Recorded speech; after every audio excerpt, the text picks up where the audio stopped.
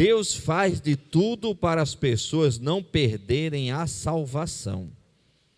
No Salmo 145, versículo 14, está escrito: o Senhor sustenta todos os que caem e levanta a todos os abatidos. Salmo 145, versículo 14, é uma mensagem, uma passagem bíblica que traz uma mensagem de esperança e consolo. Ela fala sobre como Deus é capaz de sustentar as pessoas que caem, que passam por momentos difíceis e que se sentem abatidas. Ainda assim, Ele é capaz de levantá-las novamente, dando a força necessária para que se levantem e sigam em frente. O verso reforça a ideia de que Deus está sempre presente, cuidando daqueles que buscam o seu auxílio. Mostra também a importância da perseverança e da confiança em Deus, mesmo nos momentos de dificuldade. É uma mensagem de esperança em meio às adversidades, trazendo a certeza de que Deus é o único capaz de nos sustentar e nos levantar, mesmo quando nos sentimos fracos e abatidos. Olha que palavra bonita. O Senhor sustenta a todos os que caem e levanta a todos os abatidos. Essa passagem aqui bíblica é justamente isso que eu acabei de ler. As oportunidades que Deus traz para as nossas vidas. As oportunidades que Deus cria para que a pessoa se conserte, para que a pessoa mude de caminho, para que a pessoa passe a agir de uma forma que Deus se agrada. Talvez você fale: pastor, eu sou um pecador, eu caí no pecado, eu fiz tanta coisa errada, eu me afastei muito de Deus. Deus ainda está disposto a te levantar, a te colocar de pé. Olha o que está escrito em 1 João capítulo 1, versículo 9. Se confessarmos os nossos pecados, Ele que é Deus, é fiel e justo para nos perdoar os pecados e nos purificar de toda injustiça. 1 João capítulo 1, versículo 9, é uma passagem bíblica que fala sobre a importância da confissão e do arrependimento dos pecados. O versículo nos mostra que Deus é fiel e justo para perdoar os nossos pecados e nos purificar de toda injustiça, desde que nos arrependamos e confessamos esses pecados a Ele. A mensagem traz muita esperança e conforto para aqueles que se arrependem de suas ações e buscam a redenção através da confissão. Ela ressalta o amor e a misericórdia de Deus, que está sempre disposto a perdoar e a nos libertar dos nossos pecados. Então, por mais que você se sinta um pecador ou realmente tenha se entregado ao pecado, se você confessar esse pecado, se você se arrepender do pecado, se você renunciar ao pecado, Deus é fiel e justo para te perdoar. E não somente te perdoar, é te purificar. É no mundo espiritual Ele apagar tudo aquilo que você fez de errado. As consequências daquele pecado no mundo espiritual cessam. Porque quando você confessa, você se arrepende, você deixa, Deus Ele é misericordioso e Ele faz uma obra completa. Em momento algum, Deus Ele tem um sentimento de vingança para com o homem. Pelo contrário, Deus Ele sempre tem um sentimento de amor e de perdão. O problema é que às vezes o homem, o ser humano em si, não aceita esse perdão, não quer esse perdão, rejeita esse perdão. Olha o que está escrito aqui em 1 Timóteo capítulo 2, versículo 4. Deus quer que todos os homens se salvem e venham ao conhecimento da verdade. Esse é o querer de Deus. Se o Senhor agisse como os homens, abandonaria aqueles que o abandonam. Mas o coração de Deus age de forma diferente. Ele sempre buscará os filhos que se perdem, ajudando-os a voltar para a sua presença. Deus está sempre procurando, Deus ele quer que as pessoas que estão perdidas, essas pessoas voltem para Ele, essas pessoas se entreguem a Ele novamente, confessem os seus pecados, e Ele ali estendeu uma nova oportunidade. Olha o que está escrito em Ezequiel capítulo 33, versículo de número 11. Diz-lhes: vivo eu, diz o Senhor Deus, que não tenho prazer na morte do ímpio, mas em que o ímpio se converta do seu caminho e viva. Convertei-vos dos vossos maus caminhos. Pois, por que razão morrereis, ó casa de Israel? Aqui deixa bem claro que Deus não tem prazer na morte do ímpio. Pelo contrário, Deus ele quer que o ímpio se conserte, se converta do caminho errado, deixe de praticar as coisas erradas e volte para o caminho certo. Essa é o querer e a vontade de Deus. Continuando.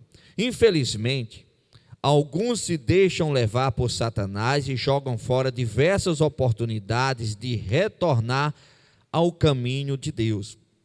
No entanto, aqueles que se encontram desanimados podem ter a certeza de que o Senhor fará o que for necessário para levantá-los.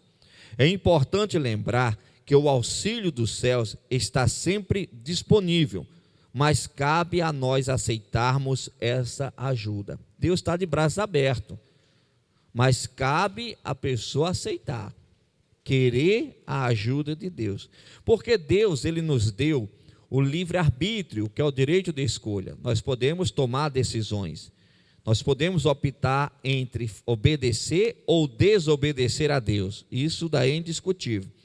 Então Deus ele está de braços abertos para nos perdoar, para estender a misericórdia, para nos dar suporte, mas se nós rejeitarmos, ele não pode fazer nada. Então o ser humano não vai para o inferno por ausência de Deus. Deus foi imprudente, deixou da assistência. Não, o ser humano vai para o inferno por opção dele, ele escolhe o inferno. Ele rejeita Deus, ele não quer Deus, ele quer o inferno. E quando é que a pessoa escolhe o inferno? Quando ela resolve virar as costas para Deus e se entregar aos seus prazeres carnais. Aí automaticamente ela está o quê? Escolhendo o inferno. Mas mesmo essas pessoas que resolvem se entregar aos prazeres carnais, estando em vida, se essas pessoas se arrependerem, se essas pessoas tornarem para Deus, Deus perdoa os seus pecados e dá mais uma oportunidade. Mas a pessoa não pode se iludir, achar que vai curtir a vida, achar que vai se entregar aos prazeres carnais, porque quando tiver velho eu vou voltar para Cristo, e às vezes a pessoa sai para uma balada e não volta mais vivo. Às vezes a pessoa sai de casa para trabalhar e no caminho de casa morre, ou seja, não chega a uma idade avançada. Porque se a pessoa soubesse até quantos anos iria viver, eu tenho 43 e vou viver até 70 anos. Bom, então até 69 eu vou seguir os prazeres carnais e no último ano da minha vida eu me conserto. Não, não é assim não. E mesmo que o ser humano tivesse esse poder de saber qual o dia da sua morte, mesmo assim, digamos, eu tenho 43, eu vou viver até 70, então vou me entregar ao pecado até os 69. O que iria acontecer? Com 69 anos de idade, não ia ter mais força para voltar para Deus, devido ao excesso de pecado, a entrega ciente, que era uma entrega consciente. Resumindo, chegaria aos 70, morreria e perderia a salvação do mesmo jeito. Então, irmãos, nós temos que entender o seguinte: a nossa carne, quanto mais nós alimentarmos ela com o pecado, mais ela é fortalecida e o nosso espírito é diminuído. Mais a nossa carne cresce e o nosso espírito é abatido. Então não tem acordo com carne. Carne, se é pecado, você rejeita. Não tem acordo. A única coisa que você pode satisfazer é a sua carne naquilo que Deus autoriza. O alimento físico, sim, Deus autoriza. tanto líquido como sólido, mas quando pende para o lado de pecado, aquilo que a sua carne quer, não ceda, não siga esse caminho, porque é um caminho de perdição, é um abismo, e você pode ter certeza, milhares de pessoas rejeitam o auxílio de Deus e infelizmente escolhem perder a salvação, se entregando nesse abismo das profundezas do inferno. Mas vamos continuar aqui com a mensagem. Olha o que está escrito em Mateus capítulo 23, versículo 37. Jerusalém, Jerusalém, que mata os profetas e apedreja os que te são enviados. Quantas vezes quis eu ajuntar os teus filhos, como a galinha ajunta os seus pintos, debaixo das asas, e tu não quisestes. Mateus capítulo 23, versículo 37, traz uma mensagem impactante de Jesus aos habitantes de Jerusalém, que constantemente rejeitavam os profetas e mensageiros enviados por Deus. A passagem mostra o quanto Jesus estava disposto a proteger e acolher o povo, como uma galinha que protege os seus filhotes debaixo das asas. No entanto, a passagem também aponta para a triste realidade de como muitas vezes as pessoas escolhem o caminho oposto do amor e da paz que Deus oferece.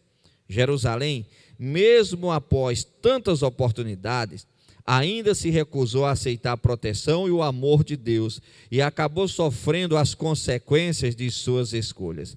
Aqui deixa bem claro, Deus mandando os mensageiros e esses mensageiros sendo o quê? Rejeitados, excluídos, perseguidos, torturados e mortos.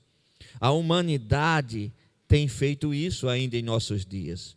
A pregação do evangelho, ela é escarnecida, ela é zombada, ela não é levada a sério por muita gente, por muitas pessoas. Isso é um erro gravíssimo. Então aqui em Mateus, quando fala Jerusalém, Jerusalém que mata os profetas e apedreja os que te são enviados, está mostrando uma realidade que estava acontecendo naquela época e que acontece também no nosso presente. Quando você vem num culto, você recebe a pregação do evangelho, você recebe o ensinamento de Cristo, e você não está disposto a seguir esse ensinamento de Cristo, todo o esforço que eu realizei, todo o esforço da minha parte, todo o esforço que foi realizado de homens e mulheres de Deus do passado, para que essa mensagem chegasse até você hoje, você jogando fora, é como se você estivesse apedrejando, é como se você estivesse escarnecendo e não dando bola para o sacrifício de Cristo naquela cruz. Cristo morreu para que esta mensagem chegasse até você. Pessoas morreram, foram torturadas e perseguidas para que esta mensagem chegasse até você. Então não seja um apedrejador, seja alguém que quando a palavra de Deus chega, você recepciona no seu coração com amor, temor e obedece. Olha aqui algumas orientações de Deus. Isaías capítulo 55, versículo 7. Deixe o ímpio o seu caminho e o homem maligno os seus pensamentos e se converta ao Senhor, que se compadecerá dele. Torne para o nosso Deus, porque grandioso é em perdoar. Aqui mais uma vez Deus faz um apelo. Deixe o erro e se volte para Deus, que Ele está disposto a perdoar. Apocalipse capítulo 3, versículo 20 está escrito: Eis que estou à porta e bato. Se alguém ouvir a minha voz e abrir a porta, entrarei em sua casa e com ele cearei e ele comigo. Olha que interessante. Eis que estou à porta e bato. Se alguém ouvir a minha voz e abrir a porta. Quando é que Deus está batendo na porta? Que porta é essa? Essa porta é a nossa vida. Quando você escuta a pregação do evangelho, Deus ele está batendo na sua vida. Ele está batendo na porta para entrar, Ele quer entrar na sua vida. É como se Ele estivesse batendo na porta do seu coração. É como se Ele tivesse, olha, deixa eu entrar na sua vida. Aquele que ouve, não é só ouvir, mas abre a porta, abre a sua vida, Deus ele entra e faz uma obra completa. Mas quando a pessoa só ouve o batido, e a pessoa não abre a porta da vida dela, Deus ele continua de fora. Então não adianta só você falar, mas eu gosto da Bíblia, eu gosto dos louvores, eu gosto quando os irmãos falam de Jesus para mim, eu gosto de parar e escutar uma pregação, dou maior valor, mas quando você não deixa Cristo entrar na sua vida para mudar a sua vida, isso daí não quer dizer nada, você vai para o inferno do mesmo jeito. Então a Bíblia deixa bem claro, Deus ele está à porta e ele bate. O que é interessante, por que Deus ele bate? Porque ele não obriga a pessoa a segui-lo. É opcional. Ele bate. A pessoa escuta, aceita ou não a proposta dele. Ele começa falando, vinde do jeito que estais, e o que vem a mim de maneira alguma lançarei fora. Só que a partir do momento que a pessoa vem do jeito que estais, quando ele começa a mostrar o caminho da salvação, a própria pessoa entende que ela não pode permanecer do jeito que estais. Ela pode até vir do jeito que está, com a bagagem de pecado dela, mas ela não pode permanecer daquele jeito. Mas a Bíblia fala, aqueles que vêm a mim de maneira alguma lançarei fora. Ele não lança fora, mas ele não impede da pessoa sair de perto. Então a pessoa quando vem do jeito que está aí, ele apresenta o caminho da salvação, a pessoa tem a opção de virar as costas e ir embora.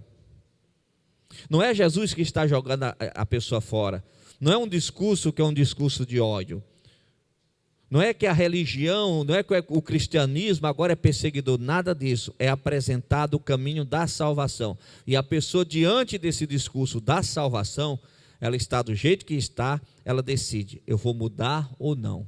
Só que ela compreende que ela não consegue mudar só, ela não tem forças o suficiente para mudar só, o homem natural não consegue mudar só. Aí entra o auxílio de Deus, o suporte de Deus, a pregação do Espírito Santo começa a produzir em nossas vidas uma fé, e é essa fé que nós começamos a ter força para lutar contra a nossa carne, e começar a falar não contra aquilo que Deus orienta nós falarmos não. E aí chega aquele momento que a pessoa é purificada e permanece com Cristo. Mas muitos irmãos, uma grande parte, infelizmente, não querem Cristo, não querem Jesus, não querem compromisso com Deus. Isso é triste, muito triste. Por quê? Porque milhares de pessoas vão para o inferno porque escolhem o caminho errado. Apocalipse deixa bem claro, eis que estou à porta e bato. Deus está nesta manhã aqui, batendo em algumas portas. Esteja atento ao que Ele está falando. Abra a sua vida e deixe Ele entrar. Feche os olhos, por favor. Pai, obrigado, meu Senhor, por esta mensagem que o Senhor nos trouxe.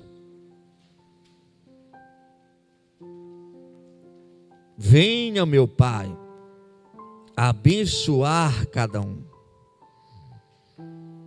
transformar cada um. Faça uma obra completa, meu Deus, na vida de todos. Transforma com o teu poder e com a tua graça. Transforma, meu Pai, com a tua unção e com a tua virtude. Venha edificar a todos, transformar a todos. É o que eu te peço, Pai, em nome de Jesus Cristo.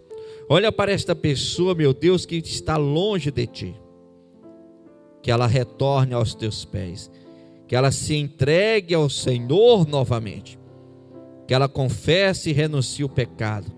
E o Senhor estará de braços abertos para perdoar. Abençoe, Pai. É o que eu te peço em nome de Jesus Cristo, para a tua glória.